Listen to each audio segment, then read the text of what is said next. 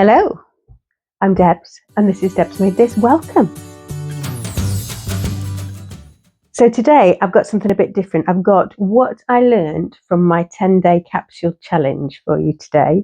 So if that interests you, stay tuned. The 10th of October, Theresa from Lost My Thread, I'm sure you will follow her, but I'll link her channel down below, started a 10 by 10 memade capsule challenge. And the idea was that you chose 10 items, including shoes, and you mix and match those 10 items over the course of the next 10 days, not with no other items of clothing other than like supporting things like leggings or like under things or extra things. The idea being that you wore those 10 items of clothing in some combination, ideally novel combinations for each day, over the course of the next 10 days. And I thought this sounded like an interesting idea.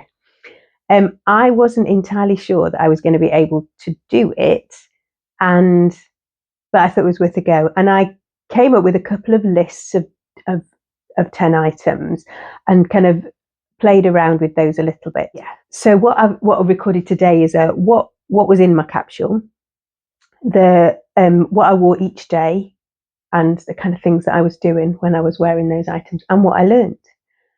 So I'm hoping that that's going to be interesting to you, and that, yeah, if you're thinking about doing this, it's helpful. I use the Wearing app, which is a free app, just to kind of record pictures of the clothes and like try different combinations of things. So we're going to go through the 10 items of clothing. So number 1 and number 2 are, this is the Eve dress and I hacked into a shirt. Now it does come as a top as well, I think, but it's by a company called Stoxk. This is a really good shirt. It's one of the most worn items in my cupboard. It's been repaired twice because I managed to make holes in it twice, but it has these really good underarm gussets, which means that the range of movement of your arm is phenomenal, absolutely phenomenal. It has a yoke that's cut on the bias. And so again, it's just a really, really comfortable item of clothing. And like I say, is one of my most worn items of clothing. Over the top of that today is hanging a Pompon waistcoat, which is a Maison Faux free pattern, which I made, I don't know, earlier this year. And I have a pair of Arthur pants in the same wool suiting. Really nice fabric, beautiful to wear. It's got a viscose lining, which is really pretty. It has a little D-ring detail on the back. I didn't do the welt pockets on this one, but yeah, I probably need to make another one because I do literally live in that. So yes, that's those 2. Item number 3 is the Pattern Scout Byrdie. This is made in a wool challis, which came from Rosenberg & Son. I nearly didn't buy this because it was something like £16 a metre in 2019 or so. And I kind of ummed and ahed about it for ages and then ended up buying it. Did I buy 1.5 meters or 2 meters? I used it all making this dress. It doesn't have a yoke at the back, it just has a pleat, but it is such a really good shape. And this fabric is just the best fabric. Now it's got, if you look closely, there's loads of little pulls on it now because it's been worn so much. But yeah, no, this one's not going anywhere. I love this dress. So you should be starting to spot the kind of colour themes now. Now next is a ready-to-wear. This is a ready-to-wear skirt, which is an autograph skirt, which is a British Marks and Spencer's subcategory. It's really nicely made. It's got a zip placket. It's got an inside button. It's got a facing, which is bias bound.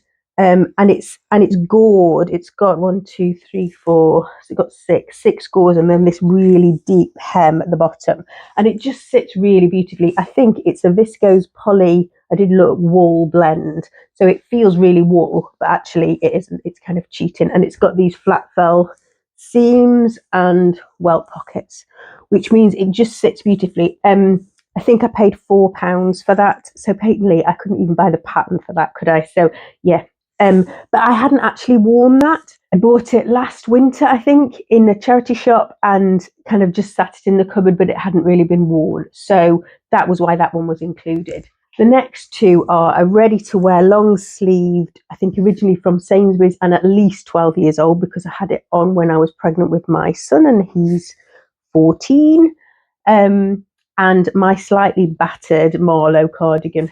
This, which is relatively new make, I featured on a Friday Sews, which is the Renfrew tee by Sewaholic, made from this viscose jersey. And again, I kind of wanted to see how I could style that, and that was made deliberately. Oh, I've left my trousers upstairs.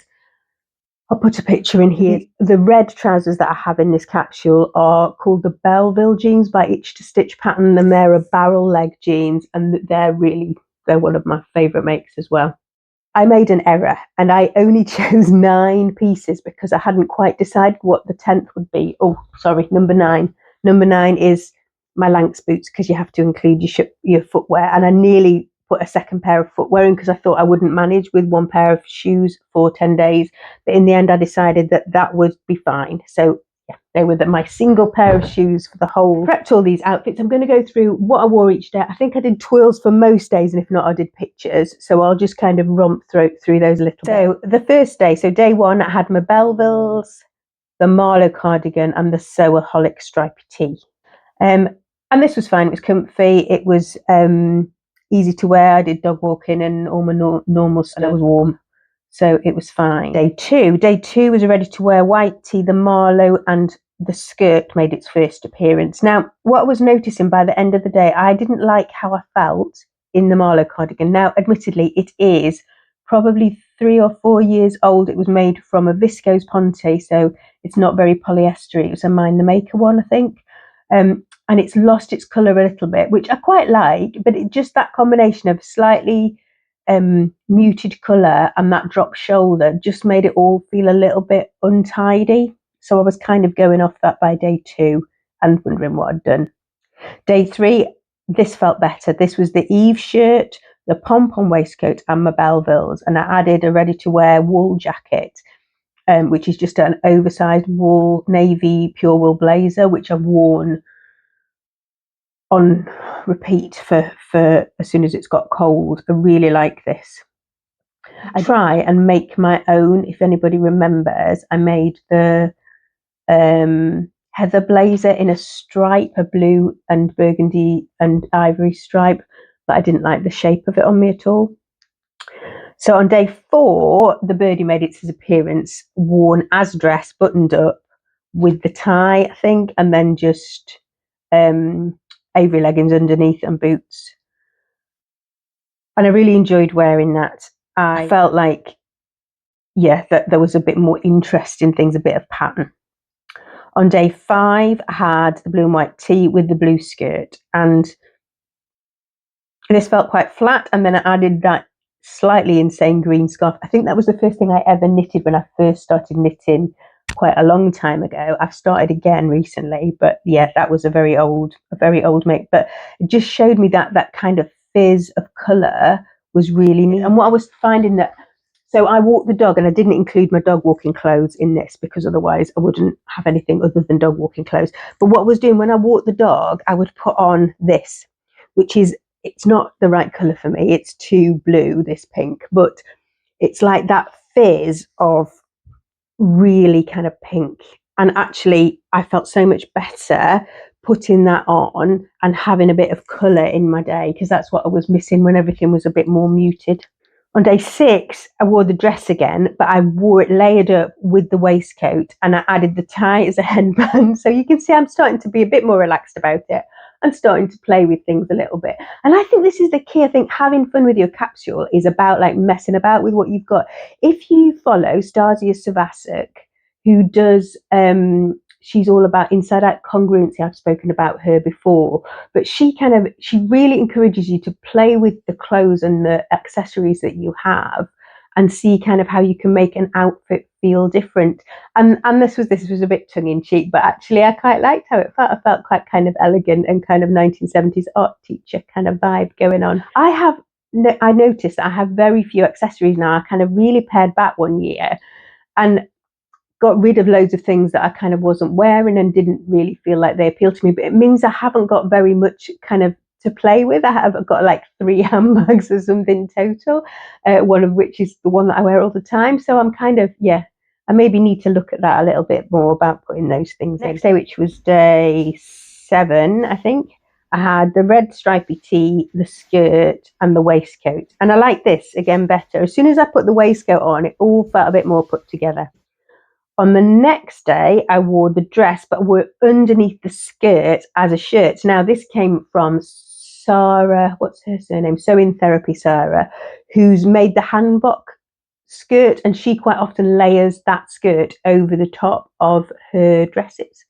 And I was like, well, actually, that would work fine. So that Byrdie is just the right length to do that, to put a skirt over the top. And I think that's kind of genius, really. I might have to do a few more of those because it kind of vastly increases the wearability of the garment and it looks completely different. And plus, I love a shirt, you know. And the next day was, unfortunately, it was the funeral of one of my friends. He died in the summertime, and this is his family kind of able to have his funeral now. And I initially was going to kind of not have this in the capsule, but actually I really liked wearing the clothes that I'd kind of learned how I felt in them. And I wore the white shirt, the waistcoat and my skirt, and then layered it up with the blue. So I was very navy blue. Yeah, I felt kind of put together and supported by my clothes in that really, really sad situation. And I did get to meet some friends that I haven't seen in real life for ages. So we were at university, we shared rooms in well, they were still at university, most of the boys, and I was just in my final year of medicine, and in my first year of house jobs, when you're kind of running about like a loon. But so we all lived together in that time. So that's like nearly 30 years ago, I suppose, 94, 95.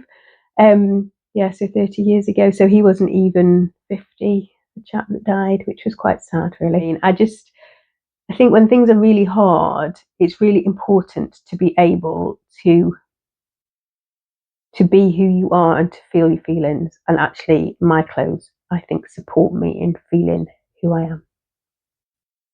Comments down below.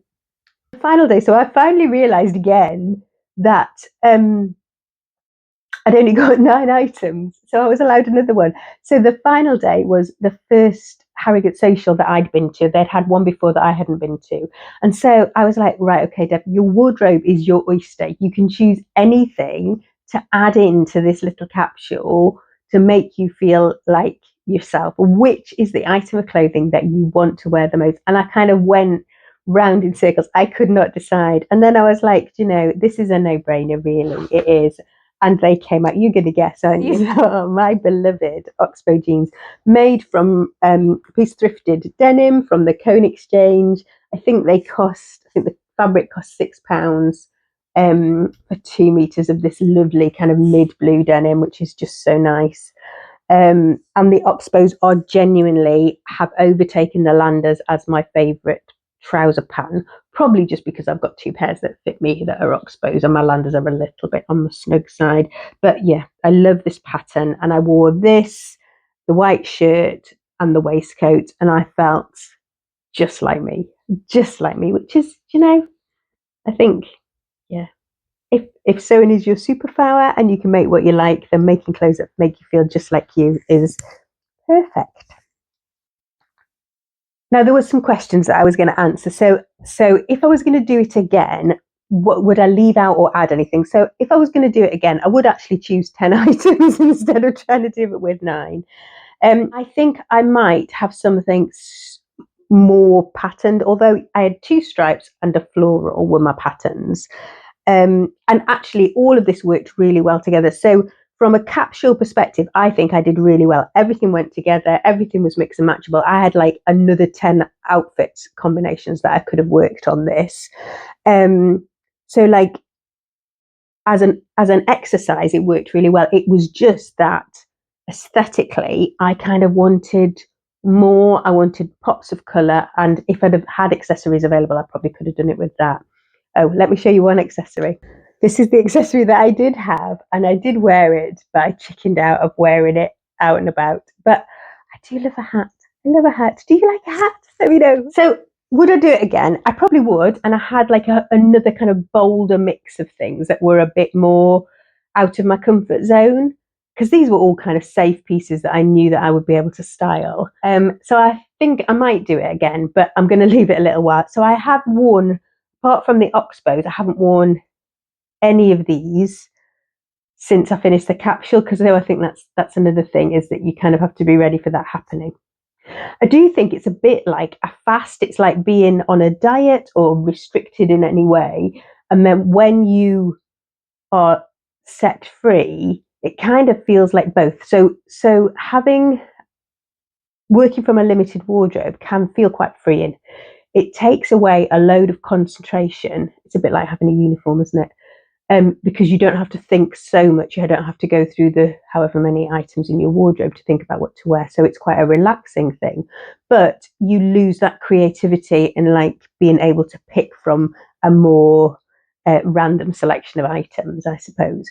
And when you prep beforehand, what you're doing is you kind of like use that creativity to prepare the plans for the items that you might wear. So you've kind of already done the fun bit while you're prepping. It was really fun we had like a little private Insta group that we shared on. So there was lots of people that joined in this challenge. And it was really nice to see what other people did and how they kind of got past some of the obstacles and how differently people managed the different challenges that came with it. So that was really good. The kind of community side of things was really useful. The only thing I really didn't get on with was that Marlo cardigan, and that was just because it didn't really fit with the aesthetic of the rest of it. I think the rest of it felt quite kind of neat and tailored. So if I'm going to go with a minimalist palette, I kind of need everything else to be quite sharp. I can't have that kind of slouchy look to things. I don't know. Interesting, because on my plans for autumn was bottle green Marlo. So yeah, I don't know whether that'll happen, whether I'll make something else instead then. So this was a challenge. It was fun. Let me know, have you done a capsule challenge before?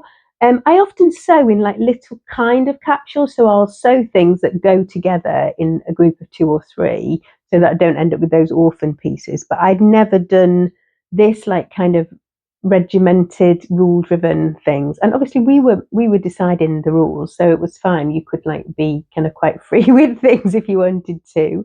But it does mean going forward, when I'm looking at items, I'm kind of thinking about that oversized thing. So I've just bought some fabric for a coat, the Bella Loves Patterns traveller coat, and that is quite oversized. It's off the shoulder, and as I was buying it, I was thinking, is this going to be okay? But I think because it's such a tailored aesthetic, because it's got those really big lapels, I think that's going to be okay. Yeah, fingers crossed that I don't go through the whole thing of making a coat and then not like it.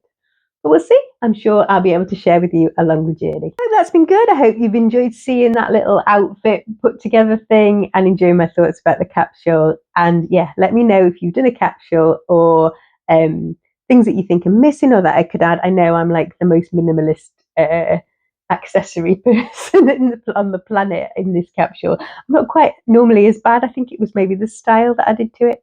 I am sitting in front of, this was featured, my hiboard behind me, my modified, cleverly engineered sewing nook was, I spoke on Zoe's Check Your Thread podcast all about it. So I will be doing a video about this and the sewing space probably at some point when it's a bit more tidy. I've got a bit of sorting out to do first.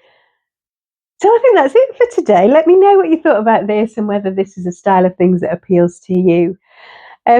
So I shall say bye-bye for now, and God bless, and I shall see you again soon. I hope wherever you are in the world, you are finding time to rest and replenish and do some making if that's something that brings you joy. Bye for now.